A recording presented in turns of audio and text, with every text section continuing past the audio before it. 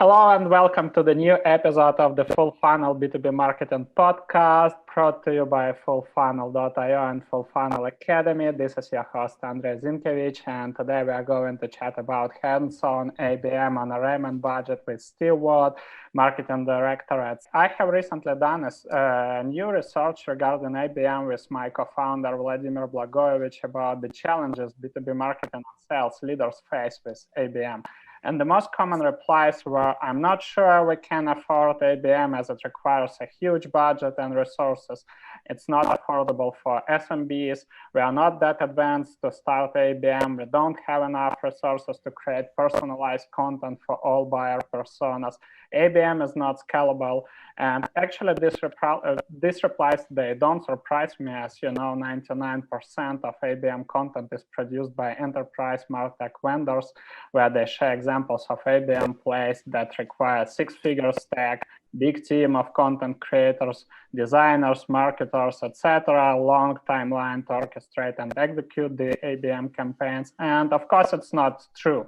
And I tried to prove it with a recent case study about the ABM campaign that generated $300K in sales with just 2 people. So today I want to dive deeply into the topic with one of the best ABM experts. Steve, welcome.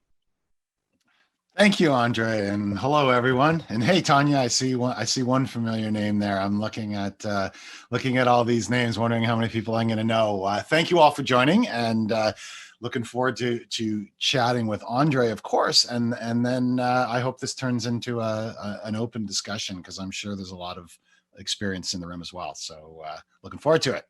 Yeah. So let's start with a blitz questionnaire. So I'd like to answer you the first thing that will come to your mind. So what is the number one thing you passionately disagree about account-based marketing best practices?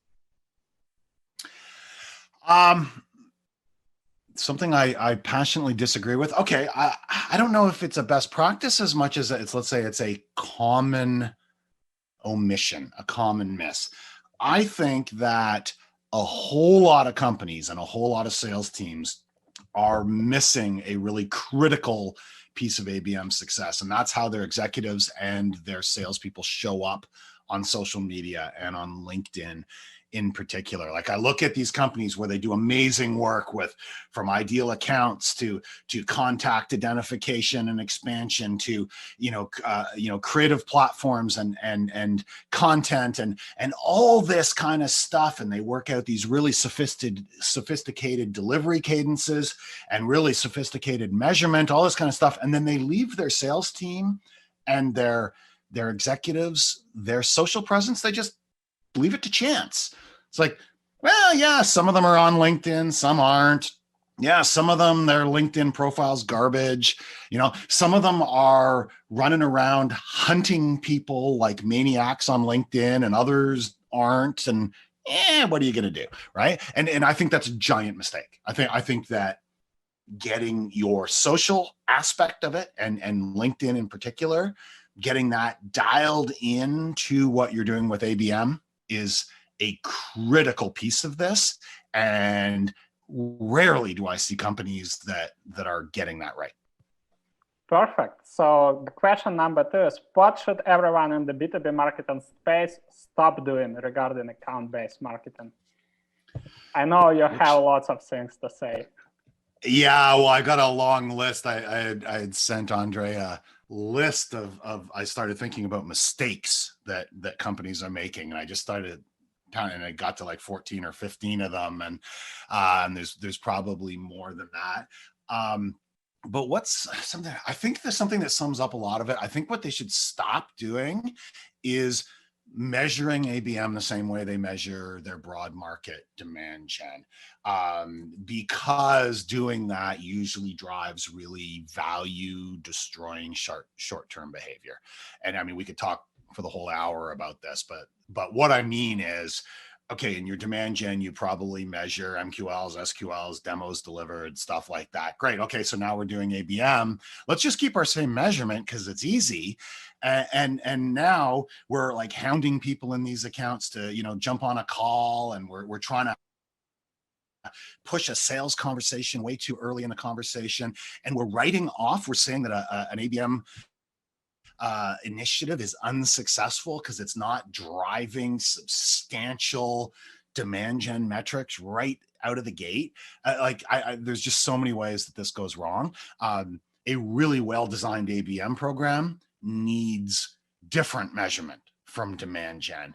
And there's not one way to do that either, because the measurement has to be in alignment with the actual objectives of your ABM. And a really well-designed ABM program can have many different objectives. You got to get the objectives right first, then the measurement fits in under it. So to sum up, kind of taking the lazy way and just saying, well, we're gonna measure this the same way we measure everything else, I think is a giant mistake. So stop doing it. Okay, perfect. And the last one, when it comes to our Blitz questionnaire, so what should everyone in the B2B marketing space start doing regarding account-based marketing? What should they start doing? Well, it's very much aligned with what I just said. I'd say it's the other side of that coin.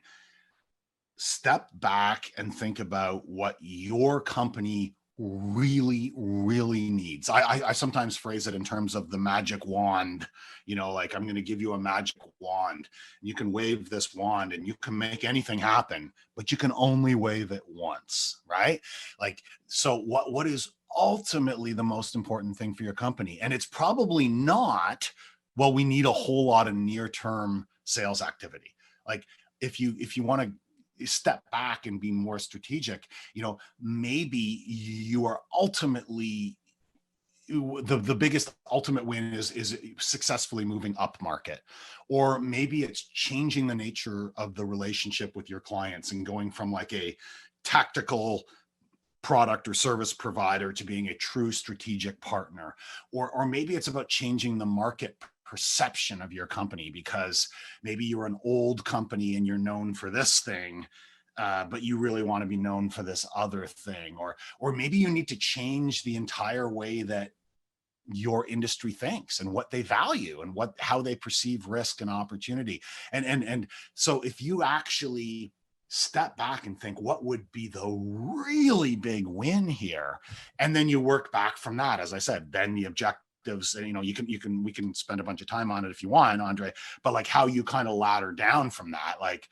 from where we ultimately want to get, so what are the objectives, what are the metrics, what are the activities, ultimately what kind of tools and tactics do I need? But I think you got to have that conversation and not just assume that what we're doing here is trying to drive very near-term acquisition metrics, which is, maybe that is your thing, but there's like 10, 20 other things that maybe are more important. Yeah, I completely agree with you. And, I share it with you, my mission. So I'm going to demystify ABM to make it more relevant to B2B marketers who want to launch, or let's say who want to switch to account-based marketing or embed it into their processes and make it a part of their marketing strategy. So I think, I recently chatted with Adam Goyette from Help Scout XG2 and some other B2B marketing practitioners. And every time we are touching the point of ABM myths. So some of them I have already mentioned, and I know you have a list of 14 misbeliefs or common mistakes companies are making with ABM. So I think it totally makes sense to start with that list, and then we discuss some practical aspects of account-based marketing. So can you please share this list with people? Sure.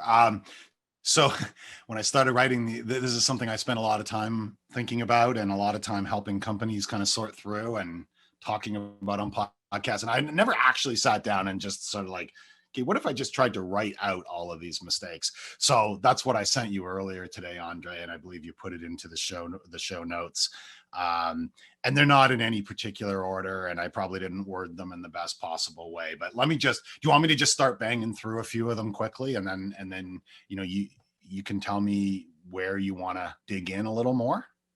So I think let's start with the first one: marketing to accounts versus ABM. Okay. So yeah, that's a I don't know if so Bob Peterson from Serious Decisions likes to say that. I don't know if he was the first one to say it or not, but that's the first person I heard say there's a big difference between account-based marketing versus marketing to accounts. And I think that sums up a lot of these other things, that account-based marketing is a truly strategic process that does involve many different parts of the company. It can have implications in how you sell, how you serve clients. It can have implications in your products and the services that you provide. It can have implications in your pricing and all sorts of other things. Account-based marketing is a deeply strategic endeavor. Marketing to accounts is just targeting what you're already doing at some accounts. And I think a lot of people, a lot of companies make that mistake. They say, oh yeah, ABM. Yeah, we should totally do that. Okay. So we're just going to pick, 100 or 500 accounts or whatever. And we're just going to do the same thing we always done. We're going to run our email cadences. We're going to run, we're just going to target our ads. We're just going to do our thing. And we're now doing ABM. Well, no, you're just marketing to specific accounts. That's not a strategic approach. And it might be better than untargeted marketing, sure. But I'm not saying it's a bad thing, but it's a small amount of what ABM really could be. So I like that phrase that, make sure you're clear on the difference between account-based marketing versus just marketing to accounts. Yeah, I love it. And actually, the second one, which you shared with me, treating ICP like a wish list, reminds me about a recent project I have done with a client. So basically, when I started a kickoff session, I was asking a question like, do you have actually, let me start with the beginning. So the goal was to shift the marketing strategy to account-based marketing approach, which made me a little bit surprised because I feel ABM is a part of marketing strategy, but not the entire marketing strategy. So it should be aligned with all other activities as demand generation, inbound marketing, etc. But this is not the case. So basically, I asked have you done any activities? And they told, yes, we have a list of accounts. Basically, we need your help to how to market these accounts. Basically, the first mistake you have mentioned. Yeah. So I asked, how did you come up with that list? And they told, so we have salespeople, and basically they dropped some names of companies they want to have at the clients, and that's it. And this is one of the key mistakes. So they have no qualification criteria. They have no research in place. Sales, of course. They just, drop some big names from that particular area and ask marketing okay, now it's your turn, to generate sales qualified opportunities. So what are thoughts on this point? Yeah. That's exactly what I'm talking about, Andre. This idea that it's a wish list. No, your ideal accounts are not your wish list. They're the ones that will actually get the most value from you, the ones that are most likely not only to buy, but are most likely to get massive value from you, such that you retain them as clients, you grow them as clients, they become your advocates, they become your raving fans. There has to be a deep value alignment there, not a wish list. And I learned that one the hard way in one of the first companies that I was building an ABM program, where the CMO had a wish list, and that wish list was the Fortune 100. And it was go get them, the 100 biggest companies. And I'm like, well, which ones amongst them? And it's well, all of them. And I said, yeah, but there's banks, there's airlines, there's retailers, there's consulting, there's IT, there's computer companies, there's they're all over the world. Why them? And it was, well, because they have the most money. And it's this is not going to work. I am telling you right now, we are going to fail. And it was well, they have the most money, go get them. And it was a shit show, as you would expect, and it failed as you would expect. And that it just such a most egregious example of treating it like a wish list. And I've seen it in other cases, not quite that ridiculous, but the same kind of idea. And I'm just going to jump further down the list to a related one, which is Hail Mary, and Yeah, that's let's move an forward. expression that many on this call may not be familiar with. I don't know, maybe it shows up in other cultures, other sports, but in American football, the Hail Mary is the play that you run when you're about to lose the game. It's the last, maybe it's the last play or the second last play. The game's almost over. You're down by a few points. You're way deep in your own area, and you just send all your receivers down the field, and the quarterback just launches it down there and hopes something good happens. Hopes somehow, by some miracle, one of their guys catches it and you win the game. Because the alternative is, well, we're going to lose anyway. If we didn't do it, we're going to lose anyway. So we may as well take this long shot. And I see the Hail Mary in an ideal account selection, and it's like, okay, well, so let's focus on, so which accounts are we going to focus on? And sales says, oh, we've been trying to get into these guys for like 5 years. Can't even get them to return a call. So go after them. And you end up with this list of like almost guaranteed losers, right? Like there may be very good reasons why sales has been failing year in and year out to get any traction in that account. So they hand them to you, the marketer, and say, you go, like, there you go. There's your target list. It's the 25 accounts that we have utterly failed to sell. Well, you know what? You're probably going to fail also. That is not about value alignment. That is not about opportunity alignment. That's about a sales leader saying, I give up. Like, I can't sell these guys. You go figure it out. So don't get suckered into a wish list, and don't get suckered into a Hail Mary kind of play. Actually, I learned this lesson the hard way as well. I remember one of the clients, I was working early on in my consulting career, and basically, I started doing ABM for them. And they gave me a list of accounts and told, basically all of these accounts matched ideal customer profiles. So I can't say, these were wrong types of accounts. But what was interesting, something that I realized later, all of these accounts were in some of like cold outreach cadences. They never replied, had some meetings with this company, and basically sales failed to sell. And that's it. So basically, they provided me a list, and as you guess, the campaign. Now they're your problem, right? Yeah, the campaign was doomed beforehand. So okay, perfect. Let's move forward, and let's quickly review all other mistakes or myths, if you will, and then we'll touch some practical aspects of account based marketing. All right. So I think the next one on the list I gave you was failure to ensure you support one of their key strategic priorities. So we've already kind of touched on that, but I mean, basically, this is not. Let's be clear, right? ABM comes in many different forms, and it's very different if you're selling, like $1 million deals or very small transactional deals. It completely changes every aspect of it. So, what I'm saying isn't necessarily true in every case. But if you are selling high value, complex enterprise deals, you better make sure that what you are offering is actually aligned to one of the core strategic priorities of that organization. Because if it's not, you are going to fail.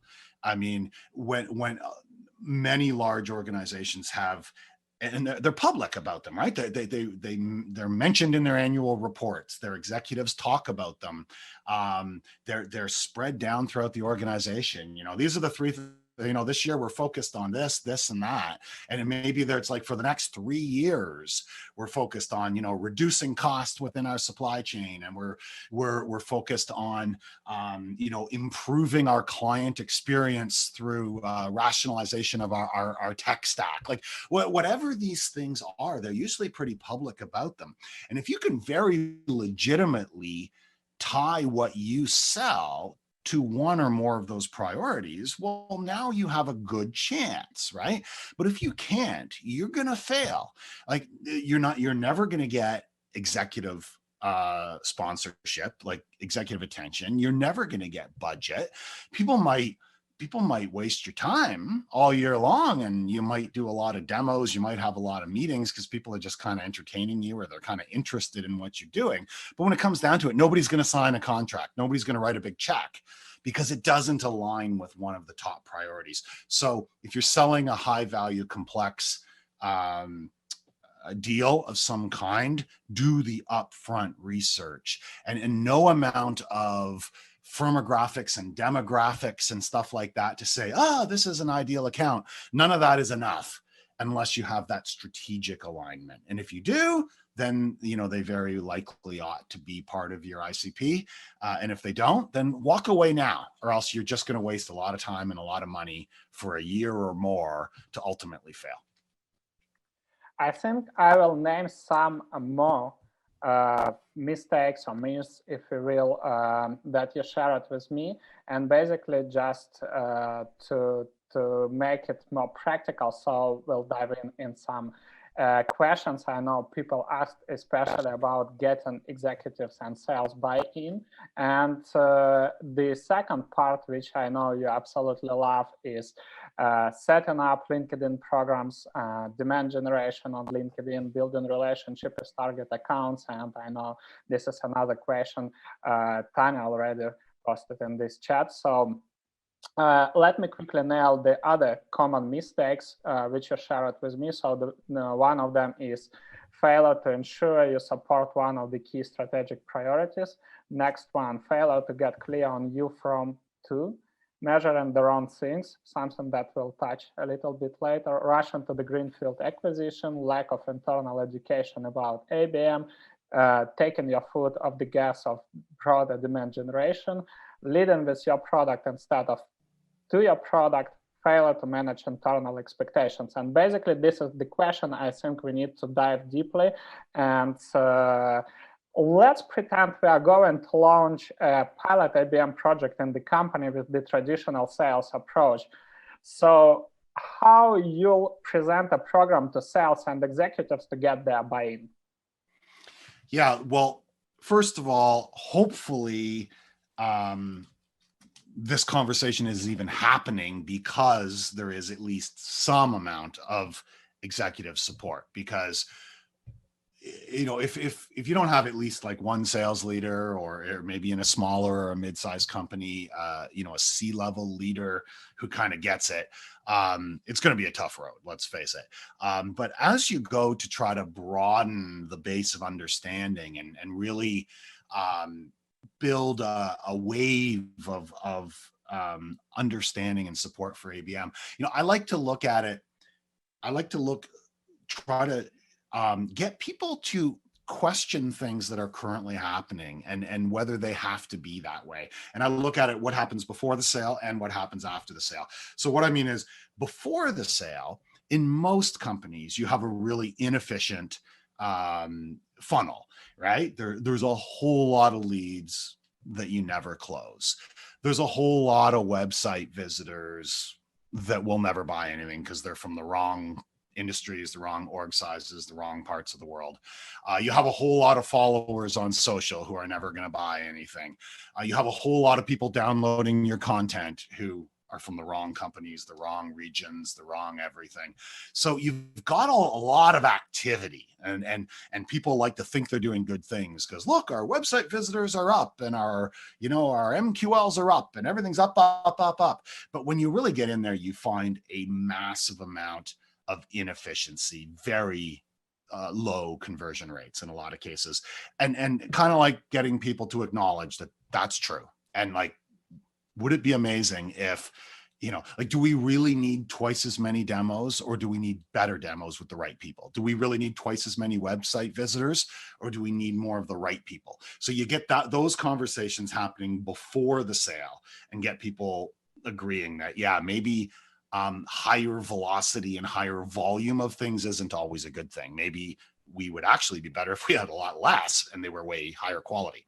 And then you look after the sale. You look at the existing clients, and in every company I've ever worked with, there are some clients that they love and some that they don't, right? There's some clients that they retain, they grow, they advocate, like they're amazing clients.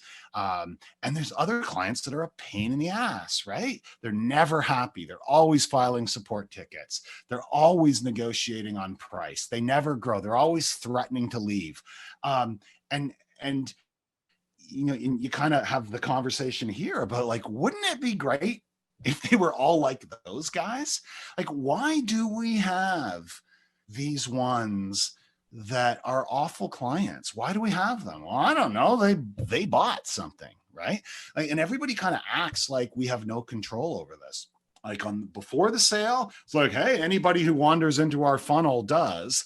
And then as a result, we get a mishmash of good and terrible and in between clients. So then you start asking questions about like, well, what if we figured out what was special about the best clients? And what if we just focused everything before the sale on other ones like them? And like, what is it that makes them different? Is it their size? Is it their growth trajectory? Is it something about the leadership within that firm? Is it something about whether they're market leaders or challengers or laggards? Like, what is it that makes the difference between the customers we love and the ones we don't? And how do we pull that to the front of the sales process and just focus all our time and energy and money on those ones? And that kind of conversation, I found sometimes the light goes on with senior executives. And I think like, yeah, like if I could clone those clients, our life would be amazing. Okay, let's go do that. And that gets people out of there thinking that we just need to do more of what we're doing today. We just need to do it more and faster and cheaper. No. What if we actually did something completely different with the goal of having more clients like our very best ones?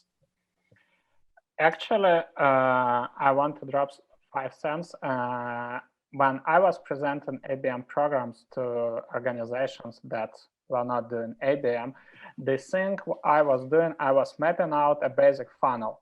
I was comparing existing, like I was analyzing existing sales campaigns, like outreach campaigns or road shows, if they were in a sales mix. I was analyzing ads performance, etc. And basically, I was putting out the conversion, the cost of acquisition, and the LTV of the customers. And I tried the same way like you did. I analyzed best customers. Based on the best customers, I created an ideal customer profile. And I was trying to map out the simple funnel saying, okay, let's do a pilot campaign with, let's say, like 20 accounts.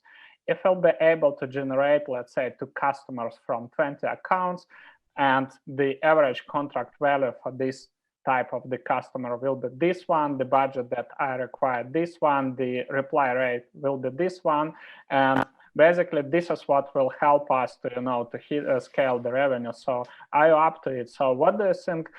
This was my approach, but maybe you can share what makes sense to include in your, let's say, ABM presentation when you are going to present pilot project to sales and executives.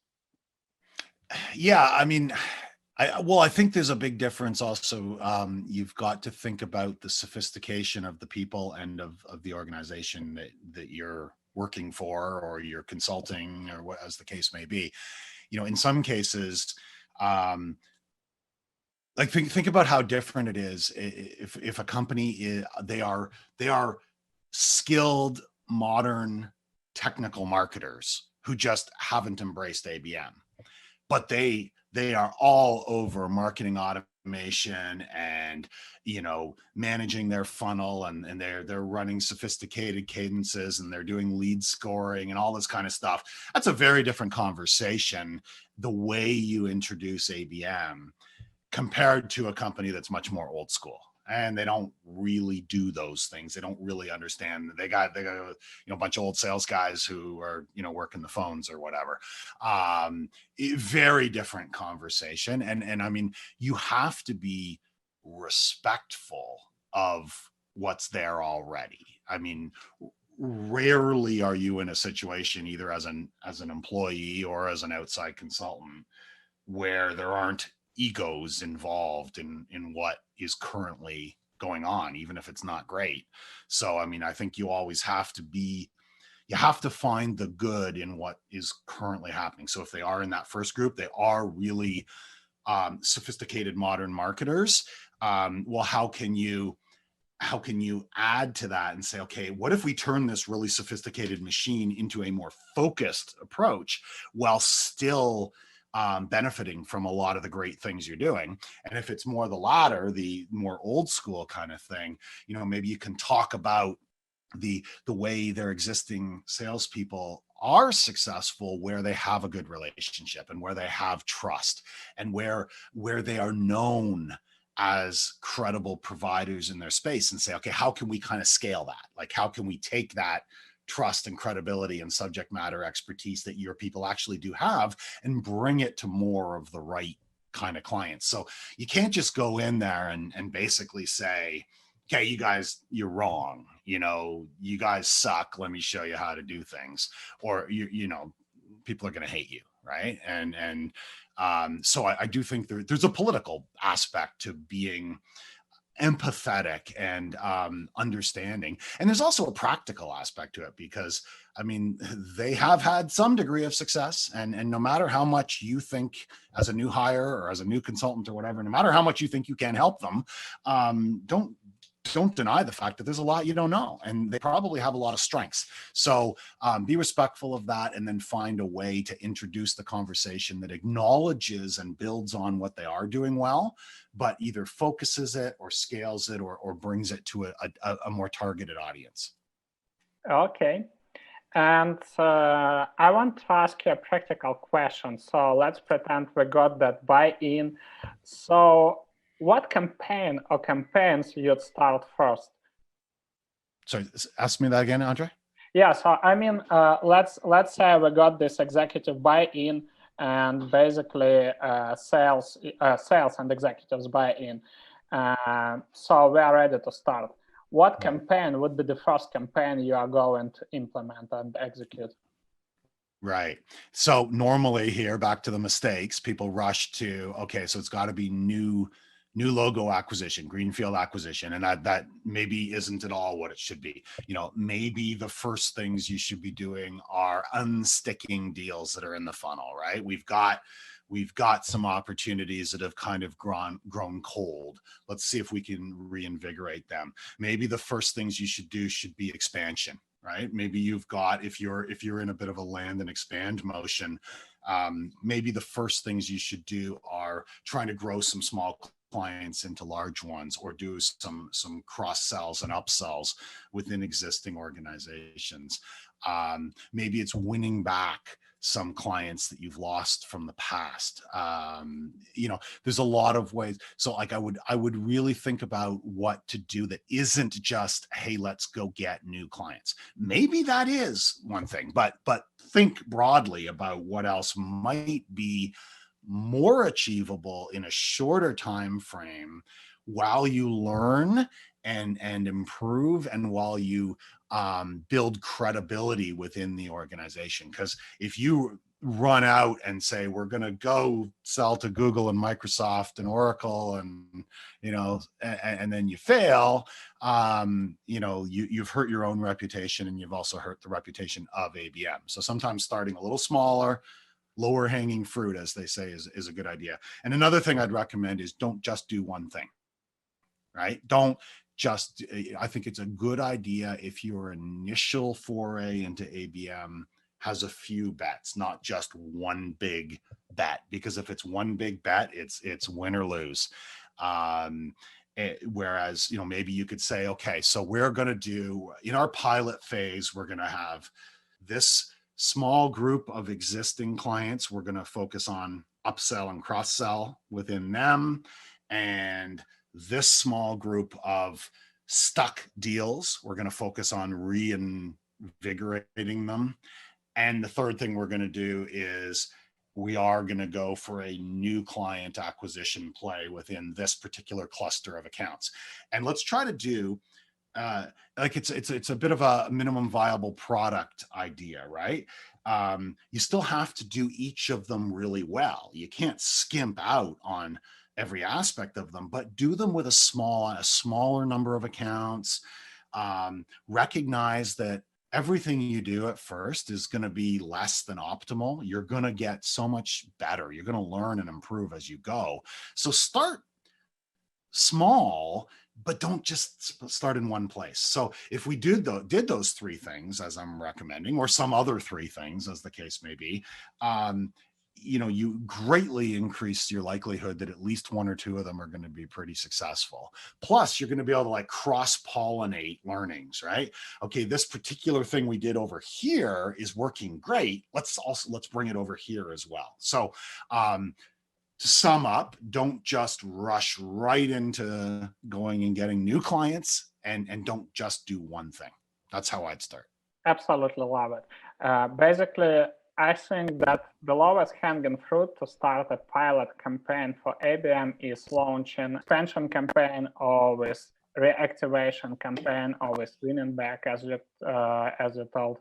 So there was a question coming from David. He asked he's interested in potential examples of budget and ABM campaigns that have worked as trials in SMB clients. So maybe you can share something here. Sure. I mean, it's funny when people say, oh, you can't do ABM unless your deal size is at least fill in the blank, right? I've heard people say, oh, ABM only makes sense if you're selling $1 million deals or $100,000 deals or $10,000 deals or whatever. No, like ABM can, okay, it can function at almost every level. It's not going to function if you got $100, you're selling $100 thing, ABM's not going to work for you. Fine. But the amount you spend it just has to calibrate with the deal size. Like I've run successful ABM for like $5,000 or $6,000 contracts. It just means that you need to target more accounts, and you need to make sure that the amount you're spending on each one makes sense, right? It's like I call it the pilot math, right? You kind of work backwards and say like, okay, so let's take a really small example here. Let's say our average deal size is going to be $10,000 for simplicity here. So $10,000, and now how big is our company? Like, are we a $1 million company, or are we a $50 million or $100 million company? Because you're going to have to scale your pilot relative to that, right? I mean, you can't run a little pilot in $100 million company that creates like $100,000 in revenue, because nobody will care. Right. But at the same time, you can't run $1 million pilot in $1 million company, because you're risking way too much. So you got to kind of line it up. Right. And so maybe you're going to say, all right, the average deal is $10,000. What would it take to actually prove we've done something good here? Well, I think we'd maybe need to get like 10 sales. Okay. So we're looking to bring in like $100,000 initial contract value. Okay, fine. And then you start working through, what's our current cost of acquisition? What would we be willing to invest in terms of cost of acquisition here? It might be higher or lower than your current cost of acquisition, right?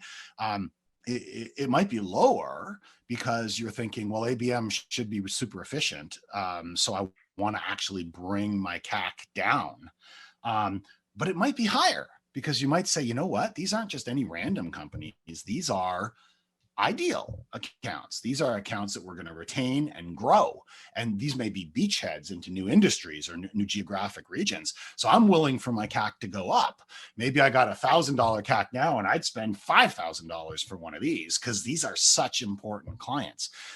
Prospective clients. So, I mean, you got to do all this kind of math first and just make sure that the numbers line up. I mean, if your pilot is looking to bring in $100,000 in revenue, how much are you willing to spend in order to make that happen?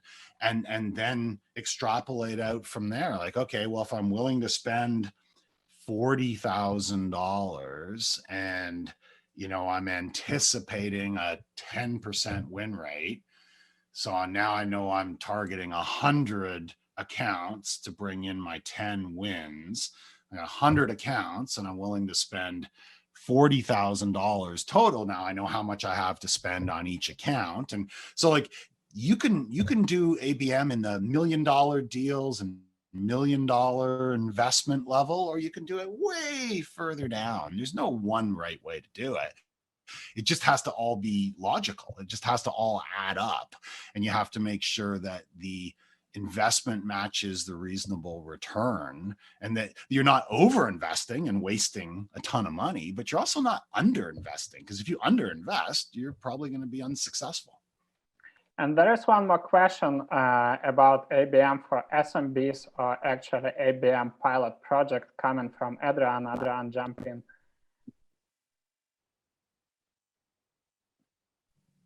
Hi, well, hi, Steve.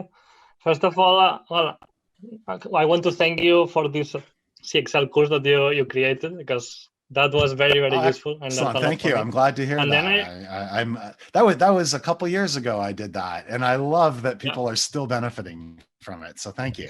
Yeah, completely.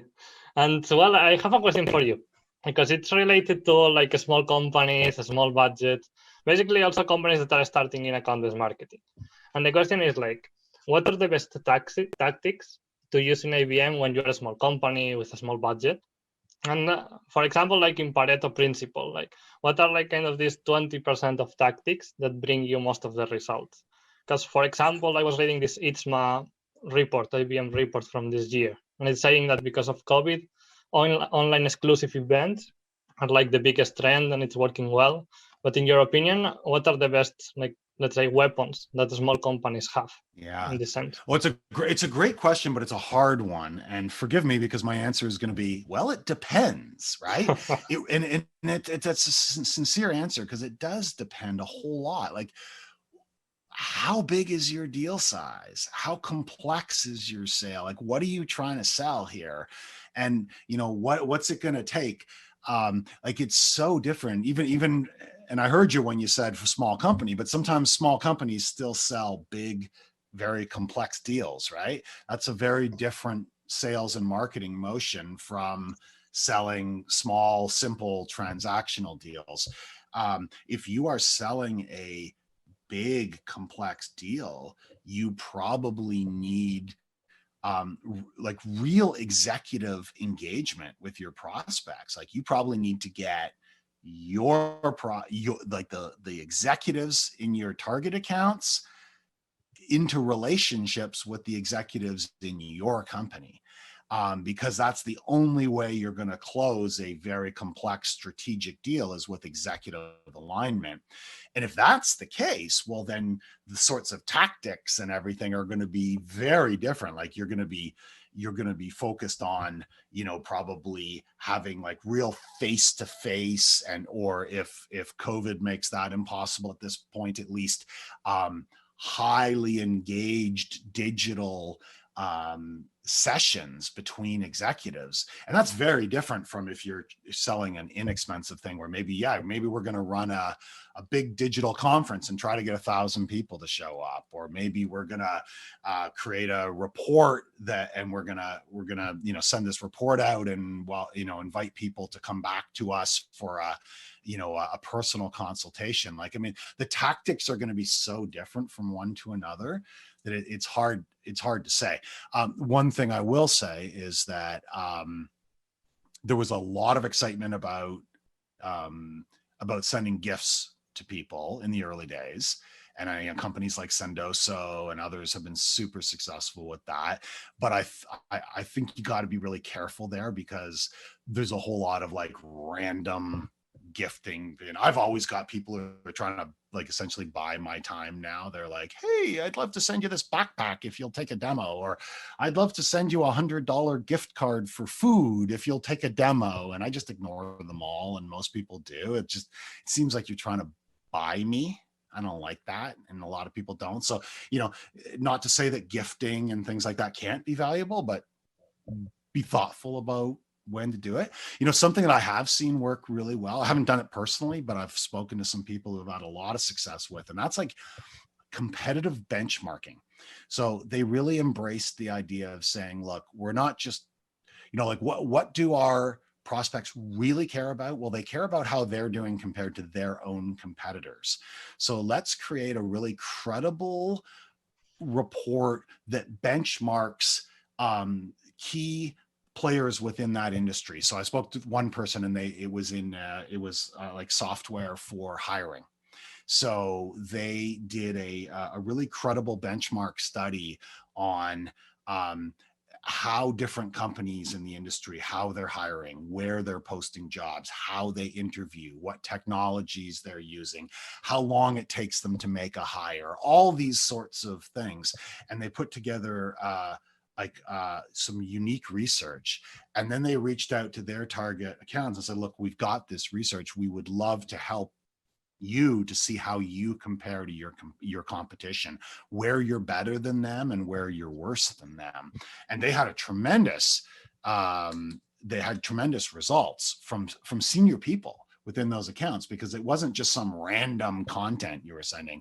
It was uniquely valuable content that helped me understand if my company was doing well compared to my competitors or not. So I thought that was a great example. It was a lot of work, but it was not a lot of money. I hope that. Yeah, it was very useful. Yeah, it kind of depends, right? It so much does depend on who your company is, who your prospects are, and how complicated and how valuable the sale is.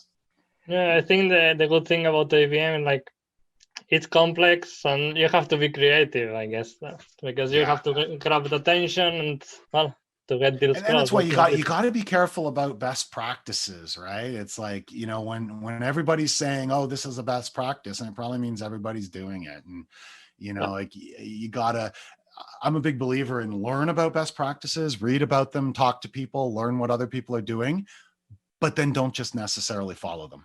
Step back and really go back to first principles.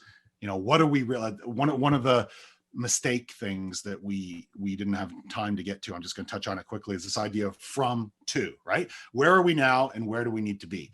I think that's an important way to think about things. Like, right now we are unknown in this industry and we want to move to being well known. Or right now we are seen as a low cost provider and we want to switch to being seen as a high quality provider. Or when you get clarity on your front, where are we now in the eyes of our prospects and where do we want to be? Where do we need to be? Then you can start filling in the blanks in between. Well, what would need to be true? For us to move from low cost, low quality supplier to high priced strategic partner, well, what would need to be true? Well, we'd need this and this and this and this. Okay, well, now focus on that, right? And all of this, then your tactics and everything come in to support that, instead of starting with tactics, which some people like, oh, I want to do gifting, I want to do webinars. Like, don't start with tactics. Tactics only exist to support those strategic objectives. And here are some funny facts I want to share, actually. A couple of months ago, I made a poll on LinkedIn, basically asking what are the most creative outreach you have ever seen. And people were replying, with pictures, photos of different direct mail campaigns they were sending. And I was following up asking, like, was it effective and why? And that was a funny fact, like, a major part of people thought it wasn't effective. And when I was following up why it wasn't, they replied, because, we read a case study about direct mail campaigns, and we thought that it's enough, to buy like a puzzle, to buy some candy. So, this stuff with, like, let's say, wine, where you can just send a bottle of wine, but you say, I will give you an opener only when we'll have a meeting, all of this kind of stuff, or like box of candies with a lock, so you can just send something like you'll get a key only when we'll have a demo call, something like this. And basically, we touched that point with Adam in last episode of the Full Funnel B2B Marketing podcast. He said that once he was working for G2, he regularly got, these parcels, but there was always a question like, what's here for me? Like, why should I have this demo call? Because all of this, all of these like proposals or offers, if you will, that were not relevant. People, like marketers, they read a case study and they try to avoid this complicated part of ICP building, account research, buying committee, warming up campaign, something I want to touch.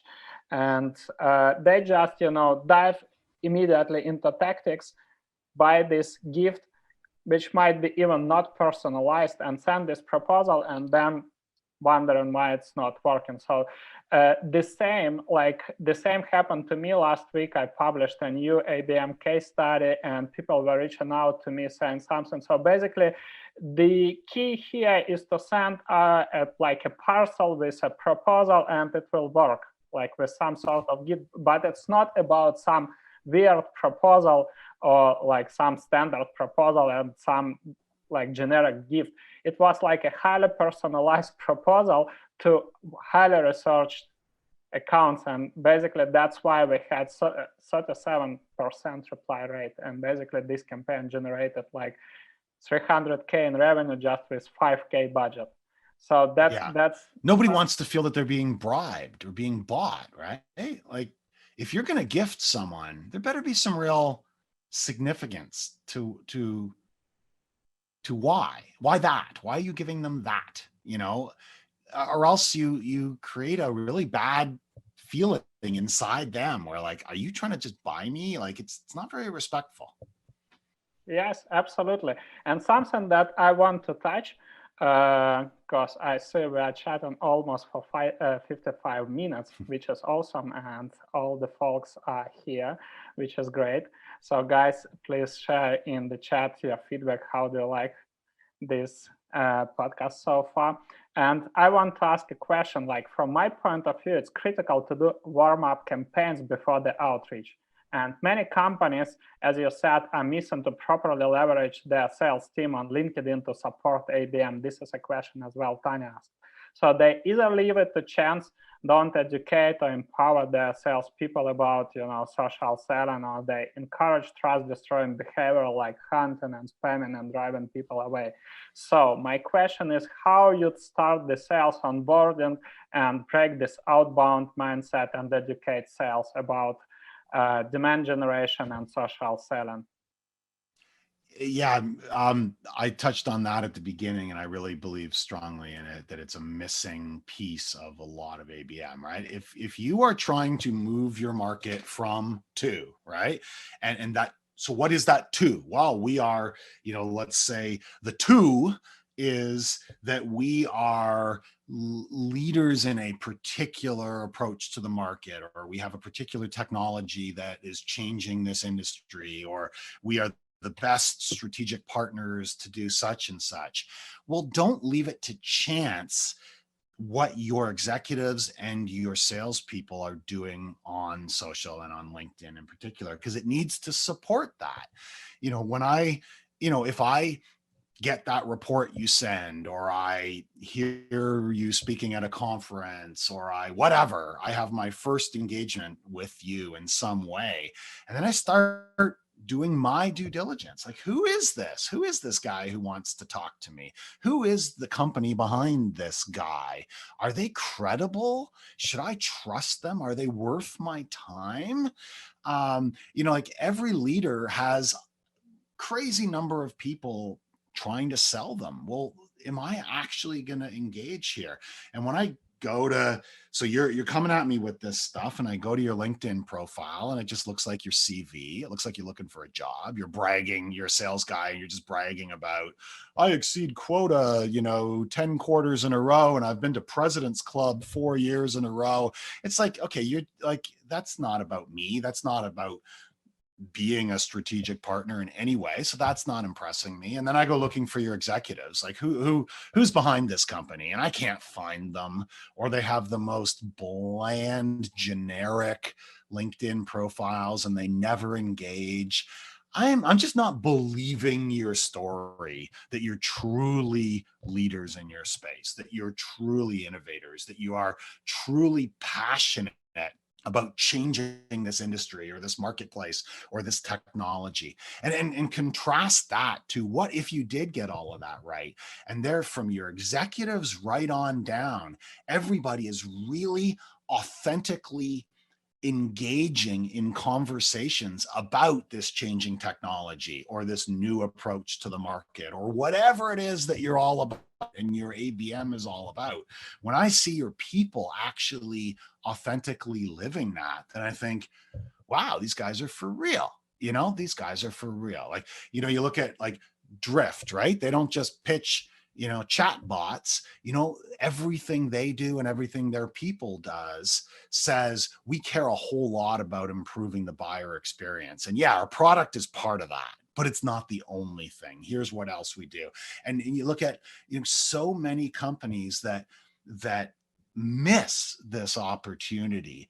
And I think it's one of the greatest untapped opportunities right now is to really enable and empower your people to show up on social with real purpose and not just be there to take, not just be there hunting and pitching, but giving, sharing, educating, engaging. I think it's such a powerful thing when an organization gets it right, and it's really rare that anybody is getting it right. Okay, cool. So one thing, first of all, I want to share, like a month ago, I was getting a newsletter from Revenue Genius community, and basically they mentioned a post by Casey Graham, CEO of Gravy Solutions. He's great. Him. Yeah, he's great. And one thing that caught my attention, basically Casey mentioned that prospects that are coming to demo calls with Gravy sales team mention that in 45% of cases, they mentioned they saw Gravy on LinkedIn. Somebody from Gravy's team is sharing great content, connecting with them, starting these conversations. And this is how they, appear in the sales funnel of Gravy. Basically, the content grabs their attention. They start seeing more and more people from Gravy in their newsfeed. Some of these people are connecting with, with this account. So some of them are sharing some content related to the, let's say, needs of this particular person. And this is how they generate this demand. This is how they generate the awareness of Gravy. Yeah, and they do an amazing job. And when you look at, I'm connected to a number of their people. They're not pitching product. Like occasionally Casey or the others talk about what their company does and how they make money, and that's fine. I'm interested in that, right? But that's not mostly what they talk about. Like their salespeople talk about how to be a better salesperson. Their customer success people talk about being better at customer success. They talk about how they hire people and who they hire and why, and tips for people looking for a job. Like they engage like real people, not like sales robots. So I have no doubt that they get a ton of high intent inbound, right? Like people who are like already know them and already like them before. And now when they actually get into the sales process, they're like predisposed to want to make this work because they already know them. They already like them. They're already building some sense of trust. So it's like, yeah, okay, show me the product, show me the price. Yeah. Let's get to it. But I already like you guys. They have elevated themselves above the market in so many ways. They're a great example. And the reason why I like this example so much is because, again, when we'll talk about the best ABM practices, if you'll take a look on the blogs of Demand-Base, Xengager, or other martech vendors, you'll see this place like you need to buy expensive IP-based advertising software, invest some decent budget into IP-based ads, to warm up these target accounts, wait for the engagement, etc. But basically, this is a passive engagement. So you are waiting for the click. And at the same time, on LinkedIn, let's take a Gravy's example. Different departments are talking about different things that are related, again, to the needs of the different buying committee members of their ideal customers. So this is how, customer success people are connecting on a peers level with other people from the buying committee. Sales are connected, let's say, with executives. Marketing is connected with marketing. And this is how they regularly appear in the news feed of the target account. And it brings, and they don't pay LinkedIn for a click.